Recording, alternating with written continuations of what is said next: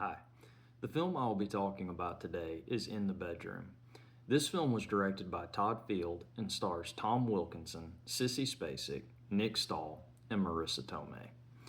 This film is based off of the short story Killings that was written by Andre Dubus.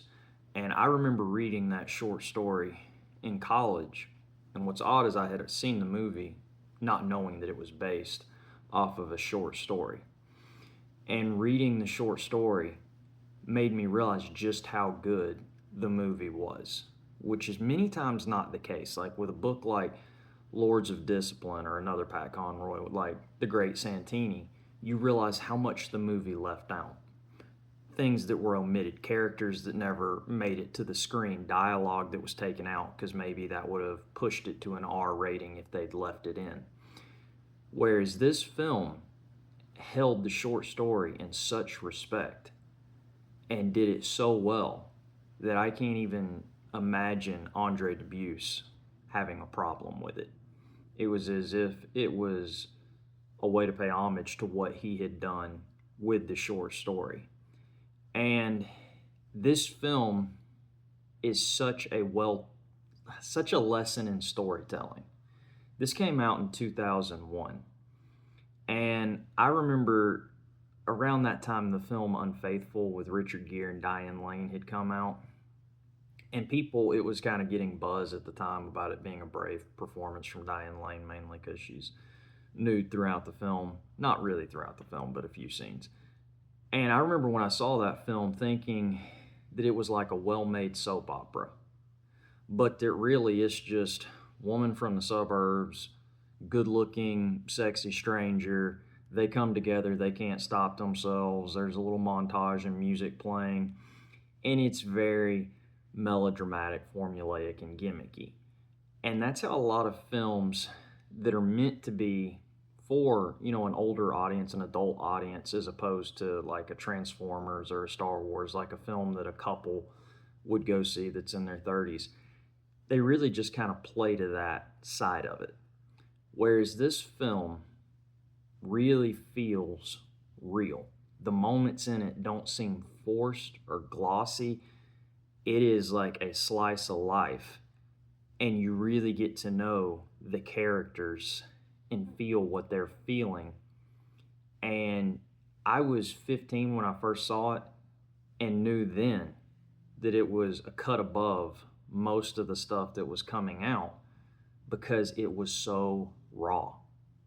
It elicited emotions from you that so many films failed to get because so many films that come out are, deeply shallow. This one wasn't like that. And this film had the audacity and the nerve to be slow, to trust the audience, to not worry about double crosses and a surprise twist or something like that. They let the scenes go. And we needed it then, we need it even more now. With the type of fast editing, even when you rewatch a rerun on TV, they have cut half of the good dialogue. Everything seems to be about if you can make it faster, do it. And this film reminds us character development, that's what makes you come back. That's what gets you invested in the story. If you don't care about the people, how can you really care about the outcome? This story is about a family who the father's a doctor, played by Tom Wilkinson, the mother's a music teacher, and their son, who's played by Nick Stahl, is on the verge of going to graduate school to study architecture. And he's home and he gets in this relationship with Marisa Tomei, who plays Natalie in the film, and Nick Stahl plays Frank. And the mother's a little disturbed, thinking he'll get off course in this, and the dad doesn't see any harm in it and understands that he's just in love with this beautiful woman, and if anybody's beautiful, it's Marisa Tomei. And the wrinkle here is she's got a very jealous ex-husband, which unfortunately eventually leads to their son, Frank, being killed in a domestic dispute. And then what happens is when it goes to trial, Marisa Tomei, when she's on the stand, she plays Natalie in the film, says that the lawyer's questioning her and said, "You didn't actually see him shoot him, did you?" Because what happens in the film, she calls him, he goes over to help, she runs upstairs, there's this violent confrontation, and then she just hears the gunshot go off, and when she comes down, he's lying on the floor. She can't really say whether it was intentional, whether there was a struggle, what. So that's going to probably lessen the charge to like manslaughter as opposed to murder. Because of this, he gets out on bail. He then runs into Frank's mother, Sissy Spacek, and this leads to her saying, "I can't stomach this." And eventually, the mild-mannered father, played wonderfully by Tom Wilkinson, takes matters into his own hands with the help of a friend, and they end up carrying out a murder because they can't deal with the fact that now that Natalie is saying that I actually didn't see it, that he might only get 5 to 10 years, and then he's back on the street, and maybe even less with good behavior. And that's something they can't stomach. I've given the premise, and this film is still so worth your time because you can't really do it justice.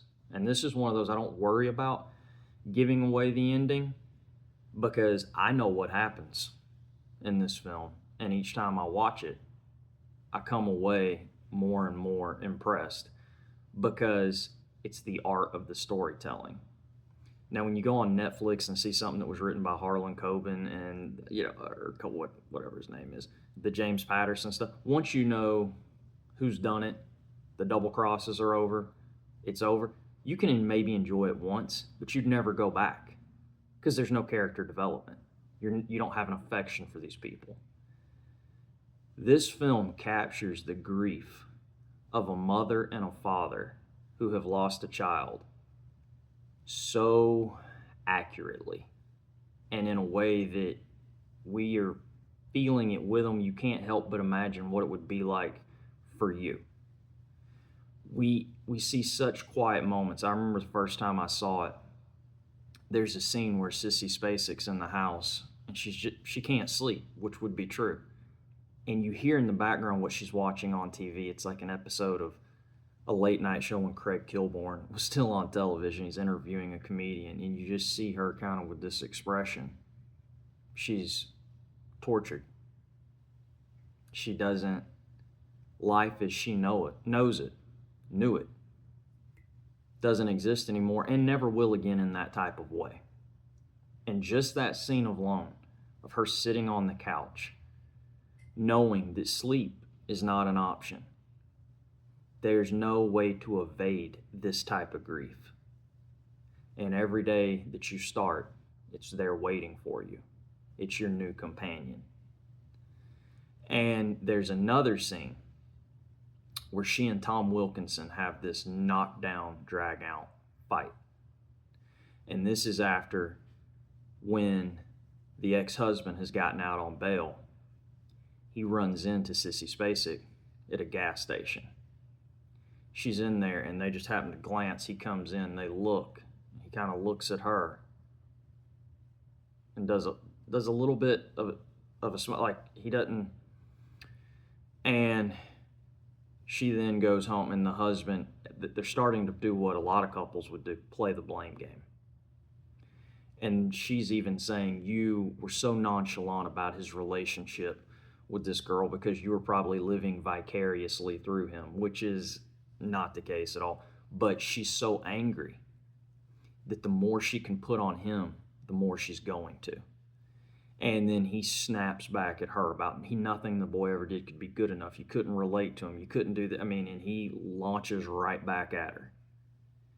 And in the middle of this argument, the doorbell ring. He goes, and there's a Girl Scout, selling Girl Scout cookies. And he pauses and says, yeah, I'll take this.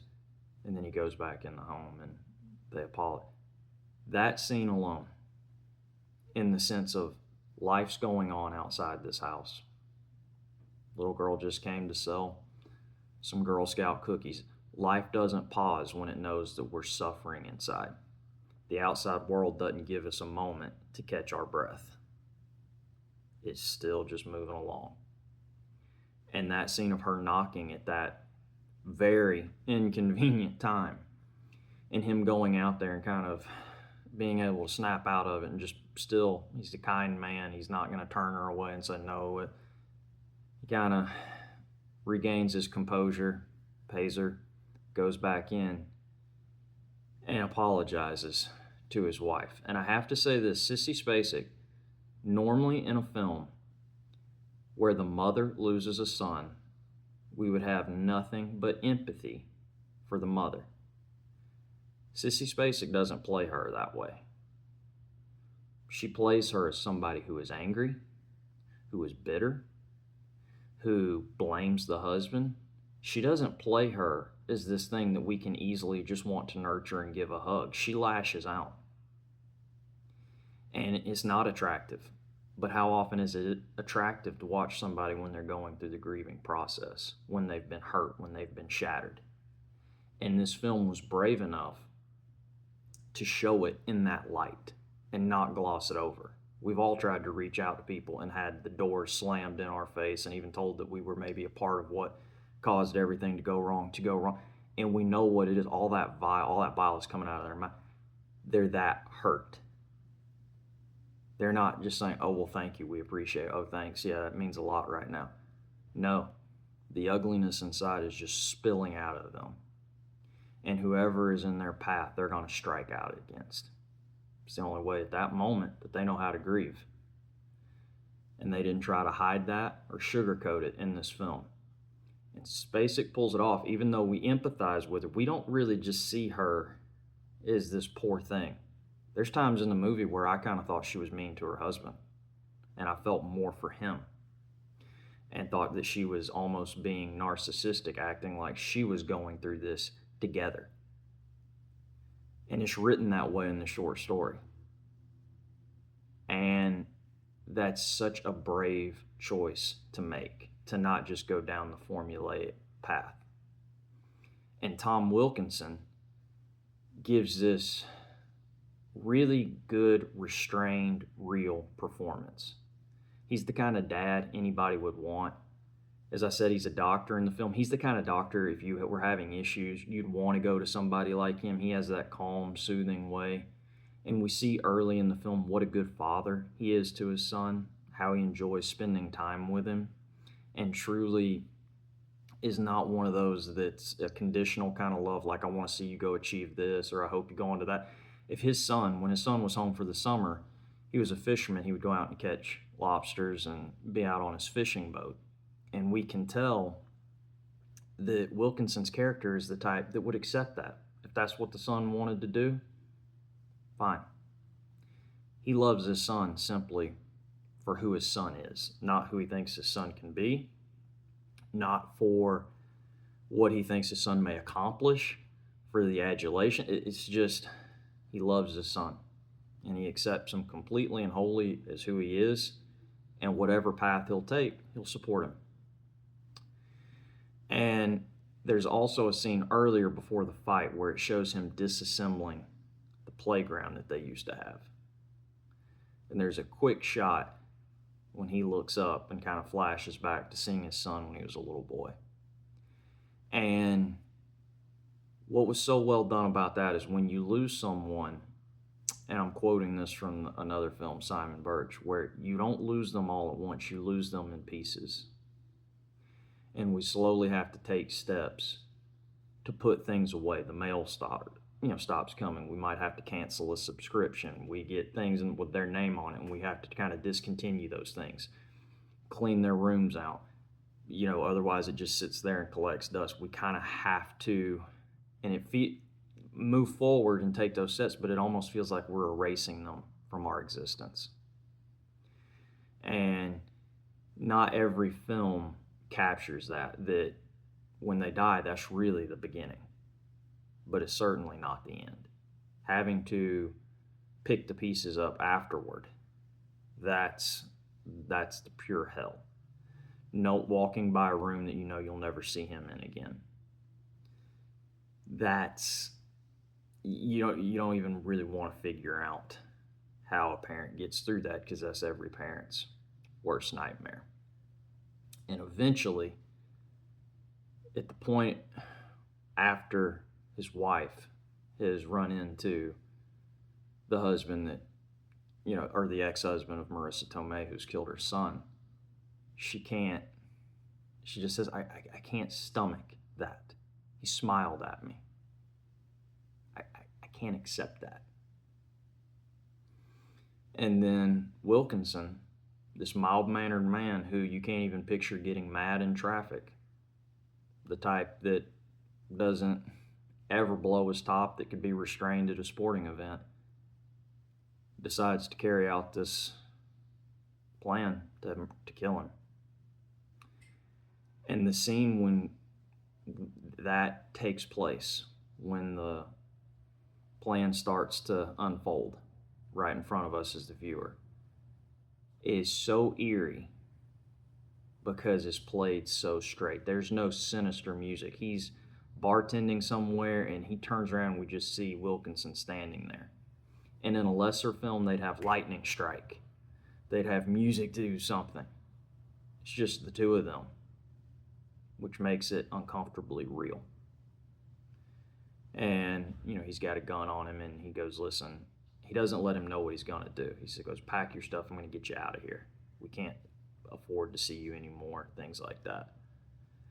And as they're riding in a car back to his apartment, when he's having him pack his stuff up, as they're walking around, he turns and looks and sees a photo of him with Marisa Tomei, and they're smiling. And you see Wilkinson just kind of look at that picture. And at that moment, he's not just killing a monster anymore. He's killing an ex-husband, a father, a son. He's killing a human being that did something monstrous. But he's a human being. And that picture humanized him. And you can just see it jars him. Because there's the old thing, we're all better than our worst act. Was he really this evil, diabolical man? Was he just somebody who was kind of a Neanderthal, who struggled with jealousy, who snapped in the heat of the moment and did something god-awful, but was not in his core evil? And we know at this moment that Wilkinson gets the undertaking that he's participating, like what this is going to do to him. And when they get in the car, as they're driving, he says, find the baseball game on the radio. And this story takes place in Maine, and they're listening to the Boston Red Sox. Hearing that play-by-play as they're just driving in the car, again, makes the moment so uncomfortably real. And eventually he gets out, he tells him to walk forward, and then he kills him. And he and his friend who has accompanied him in this end up burying him and getting home. And there's some stuff that I'm leaving I haven't seen in a while, but that is not that important to the plot. I'll go ahead and say that they pull it off. And when he gets home, his wife was up. And earlier on, there's never a discussion of them discussing, like, you're just going to have to go kill him. It's just after they'd had that huge meltdown where, they fired the guns of anger at each other, that we realize he made that decision himself. And when he gets back home, she's up, she's waiting. And we realize then she was in on this. And he sits down in the bed, and it's kind of that early morning before everybody's up, where it's still dark. And she gets up to go fix breakfast. And earlier in the film, it shows Wilkinson out on a boat, where, like what his son had. And this is after his son has died. And he's kind of doing it to try to be close to his son, kind of recapture the essence of his kid, just to feel some type of connection. And when he's getting the lobsters, the lobster pinches his finger, and he bandages it. And we notice once he's back in the bed, he takes the Band-Aid off, and there's a scab that has come over the wound. And it's not as if everything's perfect now. They're never going to get over it. But it's as though now they can attempt to start getting through it. And this story is so straightforward. No gimmicks, no explosions. Had to be incredibly cheap to be able to make, because this is just put the actors right in front of the camera and let them go. And it just, as good as it is, you wonder why we can't get a little bit more. And this film shows that you don't need all the smoke and mirrors. You just need a story that has a certain pathos, good writing, and actors that can, emote, that can get that out there. And I don't think I've done quite enough justice so far to Marisa Tomei in this film. She got nominated for an Academy Award. Sissy Spacek won a Golden Globe. But Marisa Tomei is one of my all-time favorite actresses. And one, I'm going to go ahead and admit, yes, she's beautiful. I'm not going to lie and act like that's not what drew me into her initially. But the work that she has done, she could have cashed in on her looks and done films like Pretty Woman or Sleepless in Seattle. Like, she could have done all those bad rom-coms easily. And she has the look that she'd be perfect for him, because she's the kind of woman you can picture a guy fighting for, doing crazy things for. And I'm not saying that every film she's been in has been a work of art. She has to make a living. But she chooses such good parts for her when they have weight to them. And if she has a really big part in a film, you can usually bank on the fact that it's a quality film. She was so good in My Cousin, she loses herself in that part. And in this one, being the older woman with 2 kids that's dating this younger guy, it even sounds like a cliche part, but because of her, it doesn't come off that way. She just comes off as this sweet woman who fell for this kind of local punk early in her life and has now met someone who is younger, but that's kind of reawakened certain feelings in her and that appreciates her in a way that most people in that town have been incapable of doing. That to her, she's more than just the aesthetic. He gets her on the inside. And in the film, you never look at her as like, oh yeah, like, the term cougar. It doesn't come off that way. You just see her as this woman who's finally getting recognition that was long overdue. And I don't know if any other actress could have pulled it off quite the way that she did. And very few times when a film tackles heavy subject matter can they do it so profoundly and simplistically and make those two go together so beautifully hand in hand. So with this one, I recommend the film. I recommend the short story. If you love storytelling, this one's for you. Until next time, thanks.